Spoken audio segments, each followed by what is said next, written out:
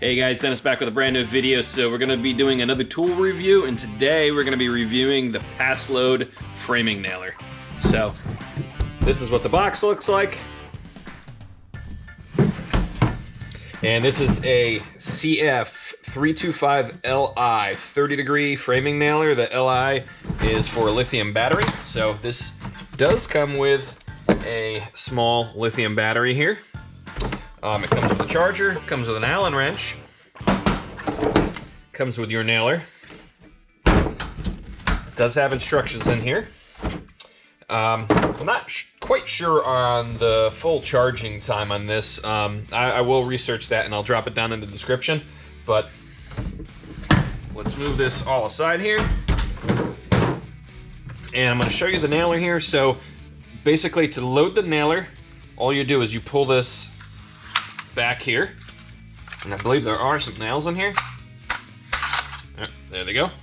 And these are some of the framing nails. You can see what they look like. So they're paper collated. I would say the only downside to the paper collated nails is I recently built a shed, and I had to pick all of this. The paper ends up kind of sticking behind the nail head. So that's kind of the only downside. I mean, it's pretty easy to do that, but a 10 by 16 shed, hundreds of nails. I had to go around and pick all the paper out. So that was kind of the only downside. So I'm going to give you the kind of the rundown here. So you have a nice little hook here. It's really, really heavy duty. This thing's probably like a 1/4 inch, and you can hook that right on, you know, you can hook it on your pants, you can hook it on a tool belt or whatever. You have your trigger here, right? You have a safety, just like any other framing nailer. Right here is how you set your depth. So if you want to change your depth on here, all you do is basically take these two orange pieces here, pull it in, and then you have your gauge here. You can kind of see, if I push it up close here, there's some little imprints on here, little indentations, and that kind of sets your height, or the depth, not your height, the depth of the nail when you drive it in. Now on this side, this is where your battery goes. And the cool feature with this is you'll see on here on the sticker, it says click twice to on position. So if I just move it right here, this thing doesn't do anything. To be able to get this to work, you have to depress this little button here, push it in the rest of the way, and you'll notice on your indicator right here, it's blinking green. And as I depress that, you'll hear the nailer fire up, right? And it's basically ready to go. It's not gonna fire without nails in it, but that gives you kind of an idea of how this operates. So you push up on this, flip this back here, right? And what you can do, if you wanna change your filter, you just press up on this guy here. This comes out, and this is just to keep debris and stuff out of the nailer. I'm not sure, I'm pretty sure you could probably buy new filters, but it's like a metallic screen, so it's probably easily cleaned. And right here, if you lift with your thumb, you grab this black plastic piece here, you can pull your gas cartridge out. When you go to the store, you buy this. This is all-season framing fuel, so this does work in colder temperatures. 18 degrees to 120 degrees. I didn't have any problems with this framing nailer at all when I was building my shed, and it was down in 20 degrees some days when I was doing some of the framing. So when you get this new, this is what comes in the box. You get your gas cartridge. It comes with this same one on here for default. So depending on the model, that's going to determine which one of these you need to have in place. And it comes with a nice little cap to store it safe if you're not using it.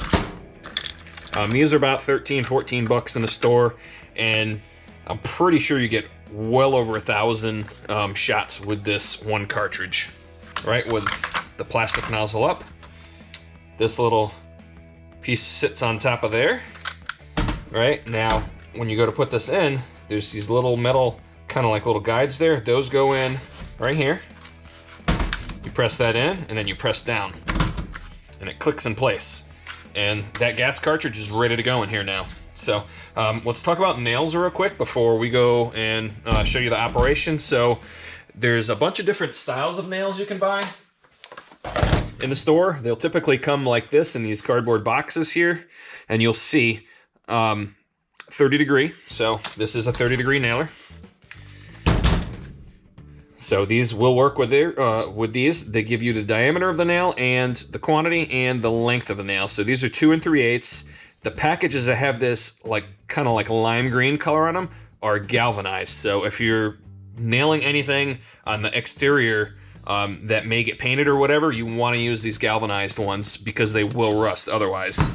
And this is exactly what I used on my shed. I used LP Smart siding, and these nails worked perfect with that siding, basically T111 siding. And these are the hot dip galvanized. These are actually 2-inch. These are 2 3/8. They come in a variety of sizes. These are, I believe, 3-inch right here. And then they have these red tip, and they're all color coded. You'll notice, except for the smaller guys here, the framing nails. These ones are not galvanized. These ones will rust.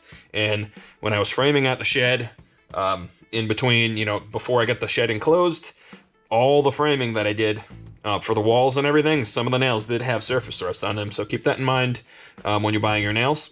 You can also get these nails that come in these packs here.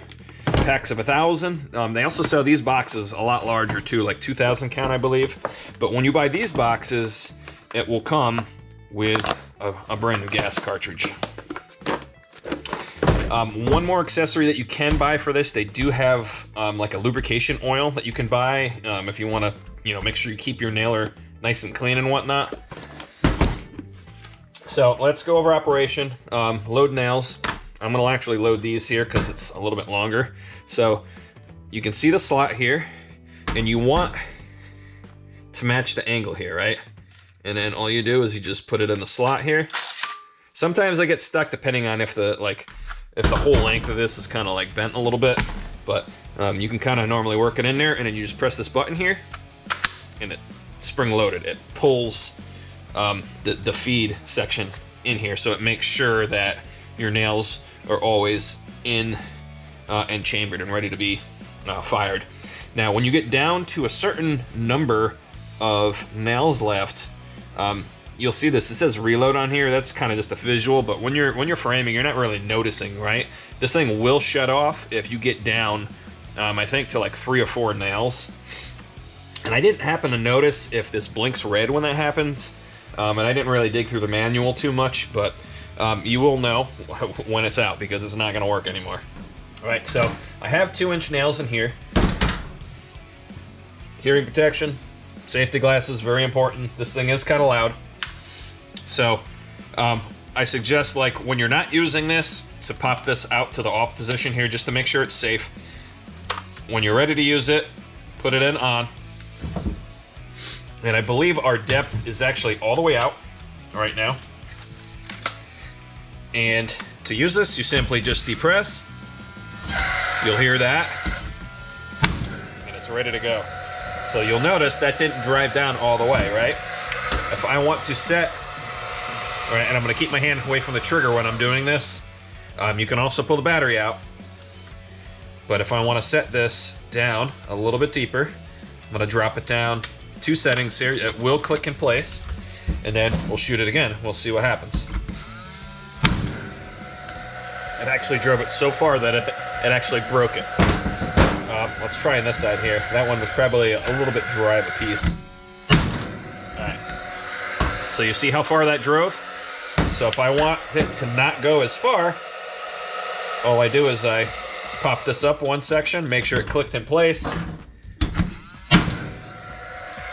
You'll notice that it's actually flush there, so that's good.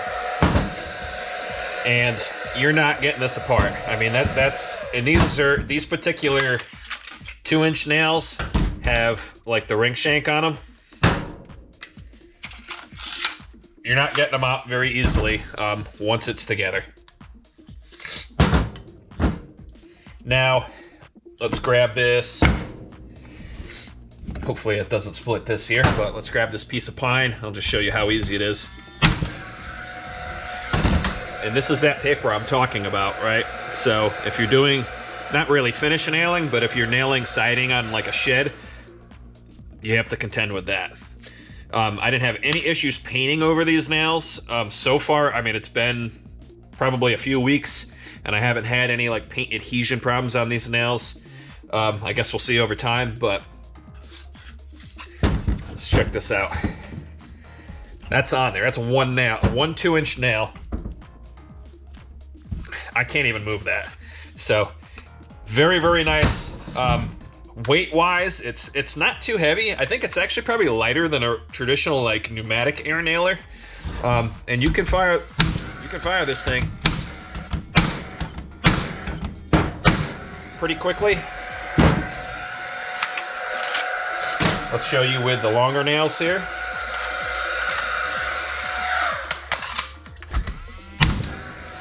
All right, and that's a 3-inch nail, right?